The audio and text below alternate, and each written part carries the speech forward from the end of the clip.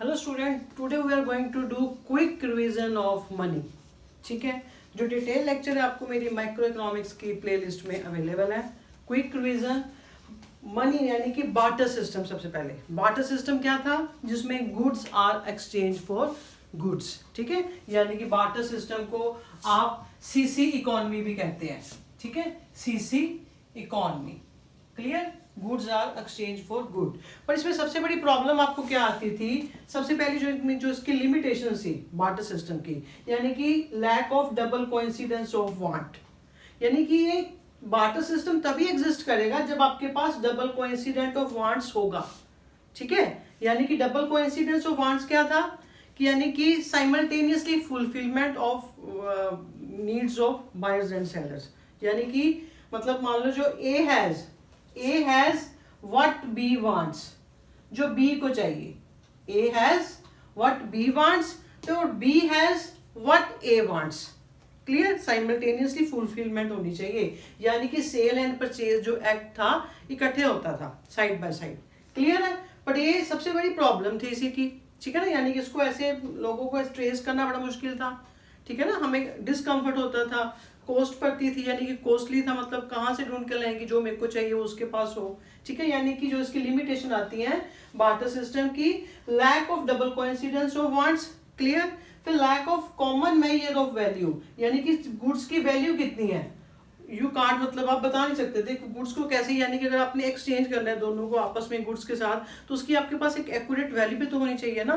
तो वो सबसे बड़ी प्रॉब्लम थी। Standard of deferred payment. Deferred payment क्या होता है, जिसको आप अभी पे ना करके आप फ्यूचर में कहते हो मैं फ्यूचर में पे करूंगा। ठीक है, तो जब मनी एग्जिस्ट नहीं करती थी, यानी कि बार्टर सिस्टम था, तो वेरी डिफिकल्ट था। ठीक है ना, कि फ्यूचर में उस गुड्स की वैल्यू क्या होगी, लॉस और मतलब लूज अपनी गेन भी कर सकती है। कॉन्फ्लिक्ट रहता था उसमें, उस दोनों में। ठीक है, जो बायर्स एंड सेलर्स के बीच में। क्लियर, स्टोर ऑफ वैल्यू, आप इसको स्टोर करके नहीं रख सकते थे बिकॉज गुड्स थी, पेरिशेबल गुड्स है।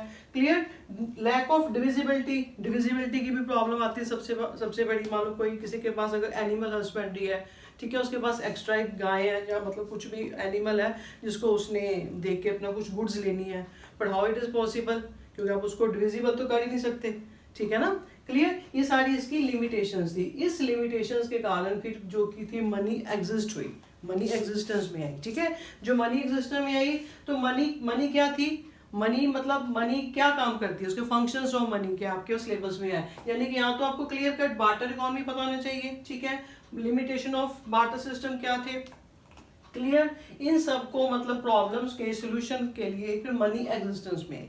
तो जो आपके सिलेबस में है functions of money, functions of money आपका क्लियर कट, यहाँ तो कोई भी फंक्शंस पूछ लेगा आपसे, या इसका कुछ आपसे लॉन्ग क्वेश्चन बन सकता है। ठीक है ना, तो फंक्शंस कौन कौन से थे, प्राइमरी फंक्शन, यानी कि मनी क्या करती है, medium of exchange, medium of exchange का काम किया। जो लेन देन था हमारा वो मतलब मनी में फॉर्म में होने लगा। तो मनी के इस मीडियम ऑफ एक्सचेंज जब एग्जिस्टेंस में आया, तो मनी ने जो सेल एंड परचेज एक्ट इकट्ठे होता था उसको सेपरेट कर दिया।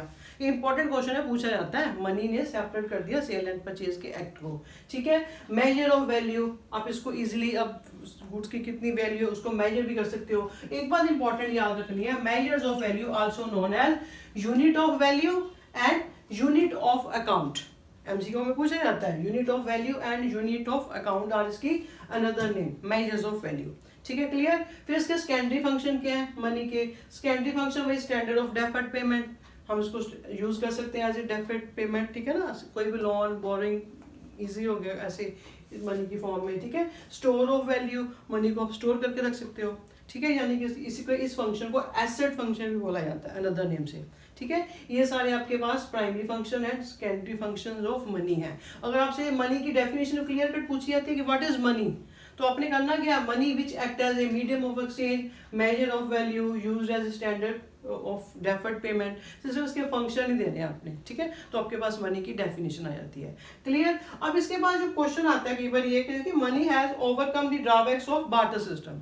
मनी एग्जिस्टेंस में आई तो उसने इसके जो बार्टर सिस्टम के हमारे पास लिमिटेशन थी उसको सारा दूर कर दिया। ठीक है, तो जब आप इन पॉइंट्स को एक्सप्लेन करोगे, ठीक है, मान लो कि आपके पास कोई एक ही पॉइंट सिंगल कोई पॉइंट 2-3 मार्क्स में आता है, तो आप साथ में उसकी डिफिकल्टीज दे दोगे। बार्टर सिस्टम में ये प्रॉब्लम आती थी, तो आपके पास अपने आप उसको रिटर्न जो मटेरियल अपने पास आपके पास आ जाएगा। क्लियर। अब आपके पास एक तो ये लिमिटेशन होगी बार्टर सिस्टम की, फंक्शंस ऑफ मनी क्वेश्चन हो गया। फिर आपके पास आती है money supply and its measure, आपने इसको कैसे मेजर करना है, यानी कि मनी सप्लाई या इट्स कंपोनेंट। जो आपके सिलेबस में है वो सिर्फ M1 अप्रोच है, ठीक है। M1 अप्रोच में क्या था, CC, ठीक है, CC यानी कि करेंसी हेल्ड बाय पब्लिक, जो लोगों के पास पैसा है, ठीक है। Demand DD, demand deposit plus other deposit, ठीक है। ये इसकी मैं शॉर्ट में लिख रही हूँ, आपने पूरा क्लियर कट लिखना है। CC coins and currency held by public, जो लोगों के पास पैसा होता है इन द फॉर्म ऑफ कोई भी कॉइन करेंसी है, ठीक है। DD डिमांड डिपॉजिट, जो बैंक के पास हमारा पैसा पड़ा हुआ है, ठीक है, हम उसको कभी भी इसके अगेंस्ट चेक इशू करके उसको विड्रॉ करवा सकते हैं, ठीक है। और अदर डिपॉजिट विद RBI, जो RBI के पास अदर डिपॉजिट पड़े हैं, यानी कि ये गवर्नमेंट का जो पैसा है वो नहीं, कमर्शियल बैंक का जो पैसा RBI के पास पड़ा है वो नहीं, अदर डिपॉजिट, यानी भी कोई भी आपके पास, जैसे ये नाबार्ड है, IMF है, इंटरनेशनल मॉनिटरी फंड, फॉरेन की गवर्नमेंट है, उसका जो पैसा RBI के पास पड़ा है, दैट इज अदर डिपॉजिट, ठीक है। और CC आपको मैं बताना चाहूंगी, जो M1 अप्रोच है ना, इसको अपने याद रखना, मोस्ट लिक्विड फॉर्म है ये M1 जो मनी क्या ना, ये मोस्ट लिक्विड फॉर्म है, यानी कि आप इसको इजिली मतलब लेन देन में यूज कर सकते हो, ठीक है। मीडियम ऑफ एक्सचेंज है, मोस्ट लिक्विड फॉर्म है। और M1 अप्रोच को आप ट्रांजैक्शन मनी भी कहते हैं। M1 को इसी को आप ट्रांजैक्शन, यानी कि आप ट्रांजैक्शन कर सकते हो, ठीक है ना। जो भी आपने खरीद लेन देन करना है तो आप ट्रांजैक्शन कर सकते हो, जैसे M1 approach also known as transaction money, और इसको मोस्ट लिक्विड भी कहा जाता है। वेरी इंपॉर्टेंट शॉर्ट नोट है दोनों, ठीक है, याद रखना। तो यानी कि इसमें है क्या, M1 CC coins and currency held by public. Coin and currency क्या है, जो करेंसी है जो अपने पास इंडिया में जो करेंसी है ना, ये मॉनिटरी सिस्टम जो इंडिया में पेपर करेंसी है, याद रखना है। Monetary system in India paper currency है। पेपर करेंसी होती है इशूड गो बाय RBI, ठीक है, रिजर्व बैंक ऑफ इंडिया। और एक बात आपने याद और रखनी है कि ये सिर्फ 1 रुपी नोट एंड कॉइन्स वो मिनिस्ट्री ऑफ फाइनेंस द्वारा इशू किए जाते हैं, ठीक है, मिनिस्ट्री ऑफ फाइनेंस द्वारा इशू किए जाते हैं। और जो करेंसी एंड जो कॉइन आपके पास है, लीगल टेंडर मनी है, लीगल टेंडर मनी की अप्रूव्ड बाय गवर्नमेंट है, ठीक है। इसको फिएट मनी भी बोलते हैं, फिएट, FIAT, ठीक है, फिएट मनी। यानी कि अगर हम किसी को ट्रांजेक्शन करना चाहते हैं, ठीक है, मैं किसी को 500 का नोट अगर देती हूँ तो उसको रिफ्यूज नहीं करेगा, because it's fiat money, legal tender money है, ठीक है, वो कोई इसको लेने से इनकार नहीं कर सकता, ठीक है। आपके पास आ गया करेंसी एंड कॉइन। ये जो मिनिमम रिजर्व सिस्टम है जो है आपके पास मॉनिटरी सिस्टम में जो इंडिया में, ठीक है, मैंने आपको बताया पेपर करेंसी है। तो RBI को मतलब जब भी ये मतलब इसके लिए एक सिस्टम होता है मिनिमम रिजर्व सिस्टम, RBI को अपने पास एक करेंसी इशू करने से पहले मिनिमम रिजर्व सिस्टम MRS भी बोलते हैं, अपने पास रखना होता है, जिसकी वैल्यू नियर अबाउट 200 करोड़ है, ठीक है, यानी कि जिसमें 115 in the form of gold है और 85 आपके पास फॉरेन एक्सचेंज करेंसी है। कई बार क्वेश्चन पूछे जाते हैं, ठीक है, क्लियर। फिर डिमांड डिपॉजिट, जो हमारा पैसा बैंक के पास पर विड्रॉ कर सकते हैं। तो इसमें अपने एक बात याद रखनी है, ओनली नेट डिमांड डिपॉजिट हमने इंक्लूड करने हैं, ठीक है, नॉट इंटर बैंकिंग, ठीक है, only net demand deposit are included in demand deposit, ठीक है। अदर डिपॉजिट भी क्लियर, ये आपके पास M1 अप्रोच है। कई बार क्लियर कट इसी पे क्वेश्चन पूछा जाता है, नहीं है तो कोई भी फॉर्म पूछ सकता है। फिर वही छोटे छोटे क्वेश्चन आपके पास, ठीक है। डेफिनेशन ऑफ मनी आपको क्लियर कट याद करनी है। मनी सप्लाई जो हमने किया, मनी सप्लाई होता क्या, money supply the total volume of money held by the public at a particular point of time. Point of time है, पॉइंट ऑफ टाइम का मतलब हुआ ये आपके पास एक स्टॉक कंसेप्ट है, stock, supply of money is a stock concept, ठीक है, क्लियर। फिर आपके पास H आता है, H means high powered money, यानी कि CC currency and coin held by public plus जो अदर मतलब other cash reserves with bank है, दैट इज दोनों को मिला के हाई पावर्ड बनती है। फिर फिएट मनी मैंने बता दिया, approved by legal tender money है, कोई भी इसको रिफ्यूज नहीं कर सकता। फिड्यूशरी मनी जिसमें चेक्स वगैरह आते हैं, ठीक है ना, चेक्स यानी क्रेडिट मनी आ जाती है वो, ठीक है। फिर फुल बॉर्डेड मनी यानी कि जितने की उसको बनाने में उसकी लगी है उतने ही उसकी फेस वैल्यू है, जैसे कि सिल्वर गोल्ड कॉइन, ठीक है, कमोडिटी वैल्यू उसकी इंस्टिंक्ट वैल्यू और फेस वैल्यू बराबर है, ठीक है, क्लियर।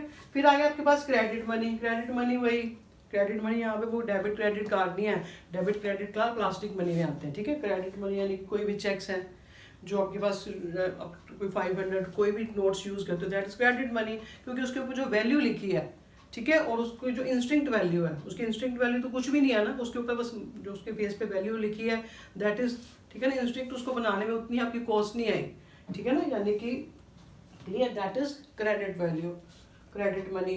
फिर बैंक मनी क्या है? बैंक मनी यानी कि डिमांड डिपॉजिट जो created by commercial bank is demand deposit, clear. And in our next lecture we will discuss quick revision of banking.